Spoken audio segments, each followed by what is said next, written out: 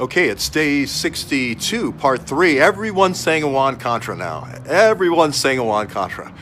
Huh. Okay, well, yes, there is drugs and weapons and money and also diamonds. I was right on that too, going back and forth.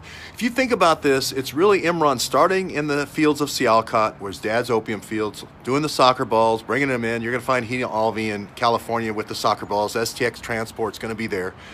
But and then Brainy Blonde ran out the rest of that. But he's going to then go down to the drive the truck for a while, like everybody has to do, and that's the hierarchy. And he's going to sit in the Port of Karachi for a while in the air conditioning, saying, "Hey, this is better than the truck." He's going to get on the ships. He's going to do that for a while, back and forth. You're bringing in workers when you do that, right? Under a diplomatic passport, somebody's bringing the workers in. He comes in that way. He gets his passport.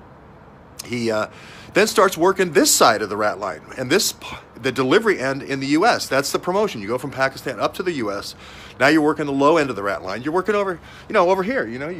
You're working that end of the rat line. Okay, you're driving stuff around and getting it from point A to point B, right? But then in 2011, as I've said before, that's when he moves up. That's when he moves up into the executive office, and now he's the regional manager or the worldwide logistics manager, just like in McDonald's, where you need to get the burgers from point A to point B, or any kind of long supply chain where things need to come out internationally. And that's where he starts getting in with the programmers, recruiting the programmers to do this PACS, P-A-C-T-S.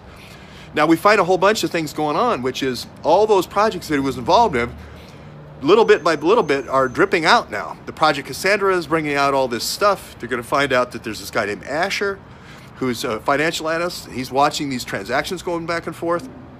There's this Treasury Secretary gal, Kathy Bauer. She's doing the same thing, saying, "Hey, what's all these transactions going through this mosque? All these transactions going through this car dealership, Hezbollah." Then they're also going to have this guy named Kelly, who's the DEA guy. And he's the guy masterminding this investigation. Northern Virginia, there's all these different car dealerships, and they're all funneling through the CIA car dealership, and then they're all pushing the money through Al-Haraj or Dar al-Hijra, a mosque. And the way the mosque works is you shard it. You say, okay, well, we have 5,000 members here. And then you constantly do little contributions all the time through different people's accounts. You zero it out. They start the day with $50 in the account, then 10,000 moves to Nigeria or wherever, whatever mosque on the other end. And then it's back to $5. So or $50. So you go in and go, hey, $50. You don't even know. The people in the mosque don't even know that the money's moving through their accounts.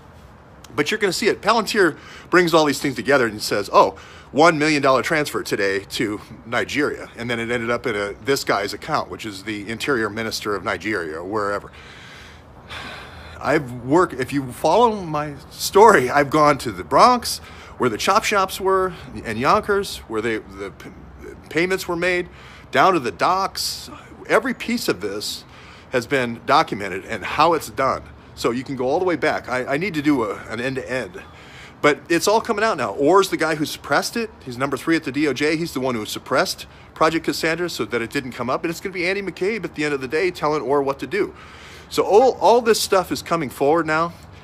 But Imran, if you look at it, it's still kind of a rags to riches story. I mean, his dad may have owned the opium fields, which then he stole more fields in 2008.